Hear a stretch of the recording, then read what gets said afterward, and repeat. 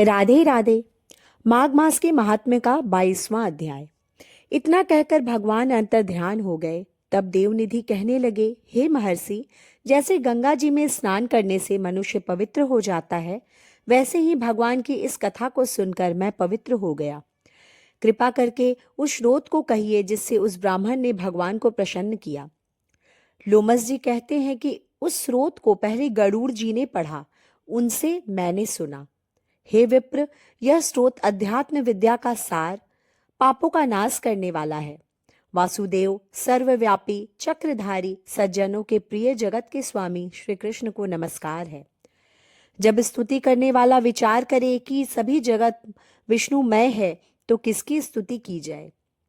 जिस भगवान के श्वास वेद हैं, फिर कौन सी स्तुति उनके प्रशंसा के लिए की जा सकती है? जिसको वेद नहीं जान सकते, न वाणी न मन जान सकता है, उसकी स्तुति में अज्ञानी क्या कर सकता है? सारा चर अचर संसार जिसकी माया से चक्र की तरह घूम रहा है, इसी से हे प्रभु आप चक्रधारी कहलाते हो। ब्रह्मा विष्णु आप ही हो। सारे संसार को उत्पन्न करने वाले ब्रह्मा को आप ही उत्पन्न करने वाले हो। जब जीव शरीर को धारण करता है, तब उसमें ज्ञान उत्पन्न होता है। तुम सब सुखों के दाता हो, इसमें कोई संदेह नहीं है। आपसे संपूर्ण सुखों को देने वाली बुद्धि उत्पन्न होती है। आप ही 5 कामेंद्रिय, पंच महाभूत तथा मन के विविध भाव हो। ब्रह्मा विष्णु रुद्र की कल्पना से आप संसार की कल्पना इसी प्रकार करते हो जैसे पिता पुत्र की। कवियों में जो रूप शोभा देता है, उन निर्गुण विष्णु भगवान को मैं नमस्कार करता हूँ। जिसमें ज्ञान रखने से श्रुतियों में कहे हुए कर्मों को लोग करते हैं, उस परम ब्रह्म को मैं नमस्कार करता हूँ। मैं उस सतरूप हरि को, जिसको योगी लोग सब प्राणियों में आत्मरूप देखते हैं, उपासना करते हैं, जिसको अद्वैत कहते हुए गाते हैं और यज्ञ करते हैं, उस माधव भगवान को मैं नमस्कार करता हूँ। मनुष्यों को माया तथा मोह में पैदा हुए विचित्र आभास, अहंकार तथा ममता को जानकर खो देते हैं, उन भगवान को मैं नमस्कार करता हूँ। संसार में मनुष्यों के मोह रूपी वायु से सदा भभकने वाली ज्वाला आपके चरण कमल की छाया पहुंचने से नहीं जलती। जिसके स्मरण मात्र से मोह, अज्ञान, रोग, दुख दूर हो जाते हैं, उस अनंत रूप को नमस्कार करता हूँ। जिसमें मिल जाने पर और किसी दूसरे की इच्छा नहीं रहती, जिसको जानकर अद्वैतवादी आत्मा को देखते हैं। यदि विष्णु शब्द का अर्थ और उसके विषय का ज्ञान एक ही होता, तो इस सत्य से हे माधव, इस संसार की माया में फंसकर तेरे ही ध्यान में रत रहता। यदि वेदांत दर्शन से भगवान सारे संसार में व्याप्त हैं, तो इसी सत्य से भगवान में भरी निर्विघ्न भक्ति हो, जो बीज नहीं है तो भी बिना बीज के स्वयं विद्यमान है। सो वह विष्णु भगवान रूपी रंग से हमारे बीज के टुकड़े टुकड़े को, जो सृष्टि स्थिति तथा लय के लिए ब्रह्मा विष्णु महेश 3 रूप धारण करते हैं और कार्य में सत्य, रज और तम इन तीनों गुणों में विद्यमान है, वह भगवान मुझ पर प्रसन्न हो। जो प्राणियों के हृदय रूपी मंदिर में निर्मल देव वास करते हैं, वह भगवान मुझ पर प्रसन्न हो। जो अविद्यापूर्ण संसार का त्याग करता है, जगन में आप हो। आपका बनाया हुआ विश्व आनंद करता है, आपके त्याग करने पर अपवित्र हो जाता है, उसका साथ करने पर भी तुम बिना साथ के बने रहते हो। विकार रहित जिनके चरवाक पंचभूत योग से पैदा हुआ चैतन्य मानते हुए उपासना करते हैं।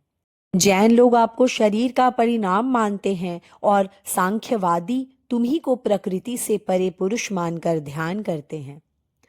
जन्म इत्यादि से रहित चैतन्य रूप सदा आनंद स्वरूप उपनिषद जिसकी महिमा गाते हैं, आकाश आदि पंच महाभूत देह, मन, बुद्धि, इंद्रियां सब कुछ तुम ही हो, तुमसे अलग और कुछ नहीं।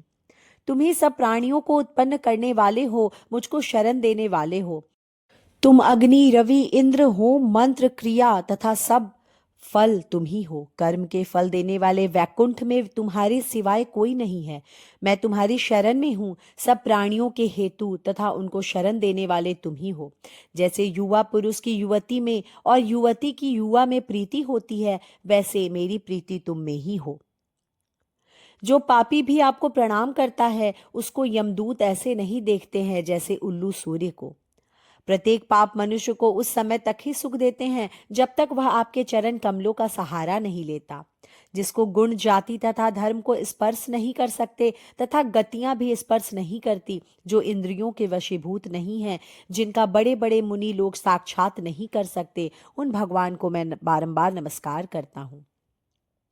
जितने ज्ञान रूपी सुंदर गुण है, जिन्होंने सुख स्वरूप मोक्ष रूपी लक्ष्मी का आलिंगन किया, जिन्होंने आत्म स्वरूप सुख भोगा है, जिन्होंने ध्यान रूप से मृत्यु को वश में कर लिया है, ऐसे मुनियों से सेवित भगवान को नमस्कार है। जो जन्मादि से अलग हैं, जिनको काम क्रोध आदि दोष दुख नहीं देते, उन वसुदेव भगवान को नमस्कार है। जिनके ज्ञान की गति से अविद्या रूपी मल शुद्ध हो जाता है, जिनके ज्ञान रूपी शस्त्र से संसार रूपी शत्रु का नाश हो जाता है, उन दुखों के नाश करने वाले को मैं बारंबार नमस्कार करता हूँ। जिस प्रकार सब स्थावर जंगम संसार को उत्पन्न करते हैं, इसी सत्य से भगवान मुझको दर्शन दे। इस प्रकार उसकी सच्ची भक्ति देखकर भगवान ने प्रसन्न होकर उस ब्राह्मण को दर्शन दिए और ब्राह्मण की स्तुति से प्रसन्न होकर उसको वरदान देकर भगवान अंतर्ध्यान हो गए और वह ब्राह्मण कृत्य कृत्य होकर भगवान में लीन हो गया और शिष्यों के साथ स्रोत पढ़ता हुआ तपोवन में रहने लगा। जो कोई स्रोत को पढ़ता अथवा सुनता है, उसकी बुद्धि पाप में नहीं लगती और न ही बुरा फल देता है। इसके कीर्तन से मनुष्यों की बुद्धि, मन तथा इंद्रियां स्वस्थ होती हैं। जो भक्ति पूर्वक इसके अर्थ को विचार कर इसका जप करता है, वह वैष्णव पद को प्राप्त होता है। इसके सदैव पढ़ने से मनवांचित कार्य सिद्ध हो जाते हैं। मनुष्य सुपुत्र पाता है तथा धन, पराक्रम और चिरायु प्राप्त करता है। इसके पाठ से बुद्धि, धन, यश, कीर्ति, ज्ञान तथा धर्म बढ़ते हैं। दुष्ट ग्रहों की शांति होती है। यह व्याधियों व अनिष्टों को दूर करता है, दुर्गति से तारता है। इसके पढ़ने से सिंह, व्याघ्र, चोर, भूत, देव, पिशाच और राक्षस का भय नहीं रहता। जो भगवान का पूजन करके इस स्तोत्र को पढ़ता है, वह पापों से ऐसे ही अलग रहता है जैसे जल पंख से कमल। जो इस स्रोत को 1 काल, 2 काल या 3 काल पढ़ता है, वह अक्षय फल प्राप्त करता है। जो मनुष्य प्रातः काल इस स्रोत का पाठ करता है, वह इस लोक और परलोक में अक्षय सुख प्राप्त करता है।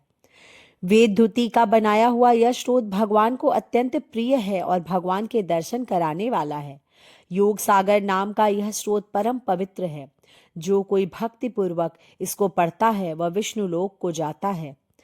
अब पिशाच मोक्ष की कथा कहते हैं।